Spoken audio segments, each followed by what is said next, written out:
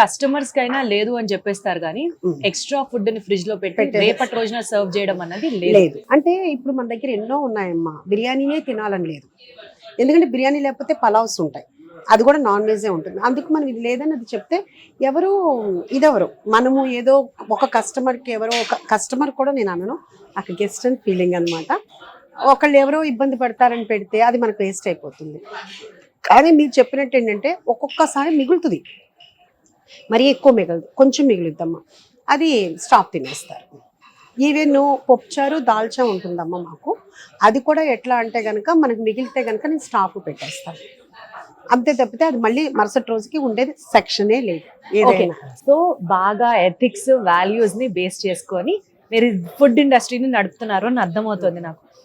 ఉషా గారు, ఎంత మీరు హిట్ అయినా, ఎంత సక్సెస్ఫుల్ గా ఇన్ని బ్రాంచ్లు నడుపుతున్నా, మనిషి అనేవాడికి ఏదో ఒక ఫేజ్ లో అప్స్ అండ్ డౌన్స్ అన్నది కామన్.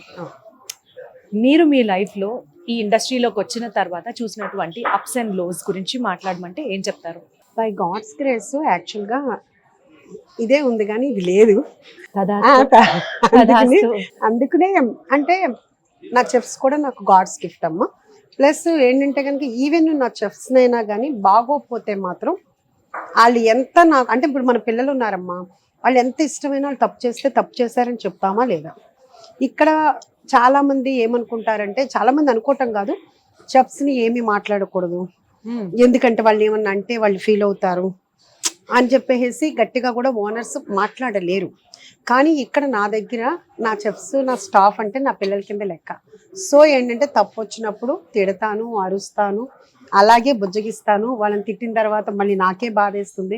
నేను ఒకటే చెప్తాను వాళ్ళకి, నాకు మీ మీద ఎవరి మీద కోపం ఉండదు, కానీ మన గెస్ట్లు వచ్చి వాళ్ళు డిస్సాటిస్ఫాక్షన్ అవ్వకూడదు. వాళ్ళకి ఏదైనా ప్రాబ్లం అయితే మాత్రం నాకు మెంటల్ వస్తుంది.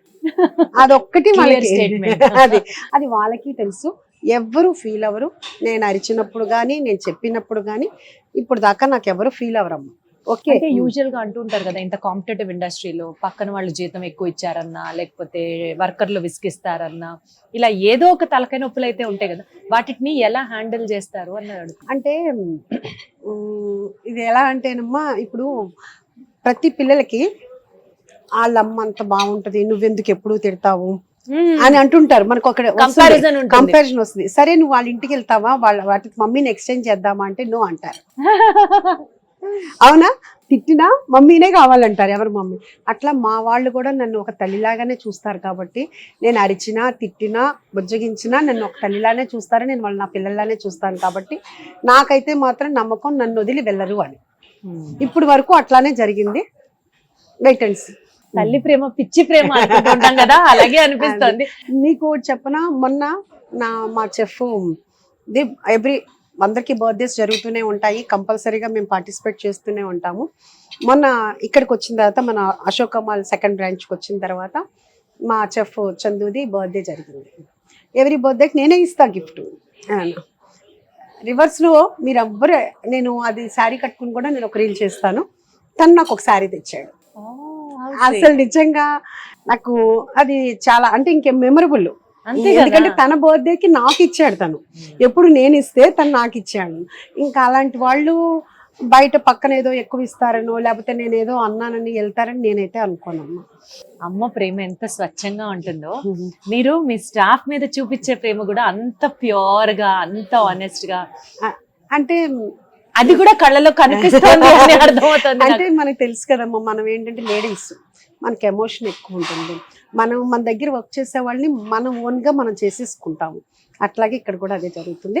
కానీ నేను ఓన్ చేసుకోవటం ఎంత అనుకుంటున్నారో మీరు, వాళ్ళు అలా ఉండటం కూడా వాళ్ళ గ్రేట్నెస్. అది మాత్రం ఎక్కడన్నా ఇచ్చిపుచ్చుకోవాలి ప్రేమ, అంతే కదా. మనం ఇచ్చినా తీసుకున్న వాళ్ళు బోల్డ్ మంది ఉన్నారమ్మా. కానీ నా దగ్గరికి ఇక్కడికి వచ్చిన స్టాఫ్ అయితే మాత్రం అందరూ డిజర్వ్. ఓకే, తప్పులు జరుగుతుంటాయి, ఎవరైనా ఇప్పుడు పిల్లలు తప్పులు చేయరా, మనం తప్పులు చేయమా, అట్లా జరుగుతుంటాయి. కానీ చాలా విన్నాను ఉషా గారు, మీ రెస్టారెంట్ కి, మీ డైనింగ్ స్పేస్ కి రాజమౌళి గారు, ఇంకా చాలా పెద్ద పెద్ద ఫిల్మ్ సెలబ్రిటీలు అందరూ వచ్చి టేస్ట్ చేస్తూ ఉంటారు, ప్రత్యేకంగా తెప్పించుకుంటూ ఉంటారు మీకు ఆర్డర్లు పెట్టి అని. వాటి గురించి చెప్పండి. అంటే లేనిది చెప్పుకోవటం నాకు వల్ల కాదమ్మా. రాజమౌళి గారు నా దగ్గరికి ఏమీ రాలేదు, నన్ను ఏమి అడిగినట్టు, నాకు తీసుకున్నట్టు నాకేం తెలియదు. కాకపోతే రామ్ చరణ్ గారు, జూనియర్ ఎన్టీఆర్ గారు, మెగా కృష్ణారెడ్డి గారు, ఇట్లా చాలా మంది పెద్ద పెద్ద వాళ్ళందరూ కూడా చాలా మంది మన దగ్గర ఎమ్మెల్యేలు ఎంపీలు అందరూ చాలా మంది తెప్పించుకుంటారు, క్యాటరింగ్స్ తెప్పించుకుంటారు, అన్నీ చేస్తారు. క్యాటరింగ్స్ కూడా వాళ్ళ బర్త్డే పార్టీస్ కానీ లేకపోతే ఏదైనా గెట్ టుగెదర్ కానీ అట్లా చాలా మంది మన దగ్గర నుంచి తెప్పించుకుంటారు. కాకపోతే ఏంటంటే కనుక నేను ఆ రకంగా వాళ్ళని బయట తీసుకుని ప్రమోషన్గా నేను అడగలేదు ఇప్పుడు దాకాను. చాలా డీసెంట్ గా ఉంటుంది అలా అడగకపోతే యాక్చువల్లీ. అంటే మన టేస్ట్ చూసే వస్తారు కదమ్మా తనని. మ్యాక్సిమం నా దగ్గరికి వచ్చే వాళ్ళందరూ మాత్రం నాగశౌర్య మదర్ అనే వస్తారమ్మా. ఆ తర్వాత దాన్ని రిపీట్గా చేసుకోవటం అనేది మీ టాలెంట్. మా టాలెంట్. ఎందుకంటే ఇప్పుడు ఒక సినిమా ఉందమ్మా, పెద్ద హీరో సినిమా అంటే ఏంటి, ముందు వెళ్తారు, సినిమా బాగుందంటే బ్లాక్ బస్టర్ చేస్తారు, బాగాలేదు అంటే అదే రోజు రిజెక్ట్ చేస్తారు. అట్లాగే ఏంటంటే నా దగ్గరికి రావడానికి మా అబ్బాయి నాగశౌర్య హెల్ప్, ఆ తర్వాత దాన్ని నిలబెట్టుకోవటం అనేది నా టాలెంట్. 100% చాలా చాలా బాగా చెప్పారు మీరు. ఒక టాలీవుడ్ సెలబ్రిటీ దగ్గర నుంచి మీరు తీసుకున్నటువంటి బెస్ట్ కాంప్లిమెంట్ ఏంటి? కాంప్లిమెంట్ అంటే బాగుంది కాబట్టి రిపీట్గా వస్తున్నారు. ప్రత్యేకించి నాకేం ఫోన్ చేసి బాగుంది అని నాతో మాట్లాడింది లేదు. అదే చెప్తున్నానమ్మా. ఎక్కువ సార్లు పోనీ ఎవరు వస్తారా, వాళ్ళు మీ ఆర్డెంట్ ఫ్యాన్ అన్నట్టు అర్థం. మీ టేస్ట్ బాగా నచ్చేసింది వాళ్ళకి అని అర్థం. అంటే ఉపాసన గారు ఫోన్ చేస్తారమ్మా, మా స్టాఫ్ ఫోన్ చేస్తారు.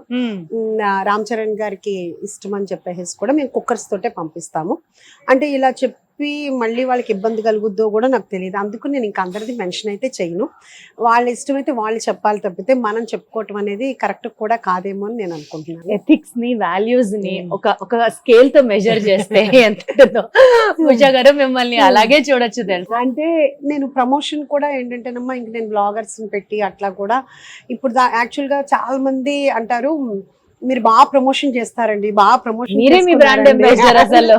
అంటే నేను ఇప్పుడు దాకా ఏది నేను సింగిల్ రూపీ ఖర్చు పెట్టలేదమ్మా ఫుడ్ బ్లాగర్స్ అని. కానీ వాళ్ళ అభిమానంతో వచ్చి వాళ్ళు తీసుకోవటమే తప్పితే మీరు రండి నా దానికి ప్రమోట్ చేయండి అని నేను ఎవరిని అడగలేదు. బై గాడ్స్ గ్రేస్ మనకు భూవరాజ్ ఫామ్ బ్లెస్సింగ్స్ తోటి ఇది ఇట్లా సక్సెస్ అయ్యి వెళ్తూ ఉంది.